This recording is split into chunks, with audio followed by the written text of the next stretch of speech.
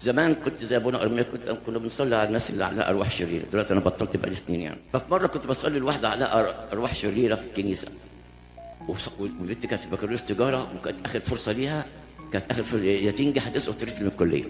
فاهلها قعدوا يترجوا، فقعدت صممت انه الروح ده يخرج. قعدنا نصلي كتير كتير جدا لغايه ما الشيطان ضعف وكان هيخرج، بس عمل حيله ونجح فيها. ضحك عليا. ايه بقى؟ قال لي انت هتبطل صلاه بقى ولا اروح لك البيت؟ انت ما تقدرش تروح البيت. قال لي هي تبقى خايف مني. قلت له اخاف منك؟ لو اساس خاف من الشيطان تبقى مصيبه. قال لي خلاص يبقى كنت هصرفك ولو جدع تعالى البيت. انا مؤمن ان نفس الكاهن، النفس ده مش نفس راجل عادي، ده انفاس روح القدس. رحت البيت فلقيت المدام قاعده تسمع ايه بتتكلم. خلصت المكالمه، خدت التليفون اطلب النمره، مفيش حراره. مدام شلت الفيشه، قالت لي يا ابونا فيش ايه؟ ما لسه بتاكل السماعه. قالت طب ما تصلي يا ابونا على التليفون بقلبها كده.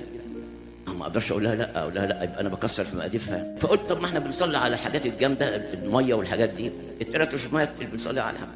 وخلاص كنت ماسك التليفون في ايدي كده وبالصليب كان فران فز مرقوط الجيب نفخه، فز مرقوط الجيب في مجلس الشيخ نفخه، فز مرقوط الجيب نبقى الصواب بركته. جت الحراره. المدام قالت لي معجزه معجزه. قلت لها لا مش معجزه ولا حاجه، ده لها قصه. قالت لي ايه قصه؟ قلت لها حصل كذا كذا والشيطان تحداني وقال لي هاجي لك البيت. قالت لي باجي البيت. بص بقى، قلت لها ما يقدرش يخش البيت. قالت ما هو قطع الحراره. قلت لها مش قطع الحراره من البوكس اللي في الشارع، مش من جوه، ما يقدرش يخش جوه. فقالت لي بص قدامك حل من الاثنين، يا تقعد ما تنزلش يا تخرجوا من البيت.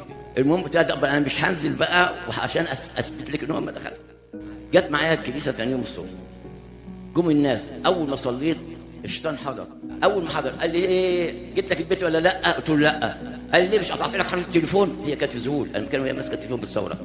قلت لها ايوه. قلت له ايوه بس ما قدرتش تخش لي البيت. قال لي امال قطعت لك ازاي؟ قلت له من البوكس اللي في الشارع علشان توهمني انك دخلتك ما تقدرش تخش البيت. قال لي يا ساتر عليك اخي، ده انت عفريت. قلت له انت اللي عفريت لكن انا ابونا.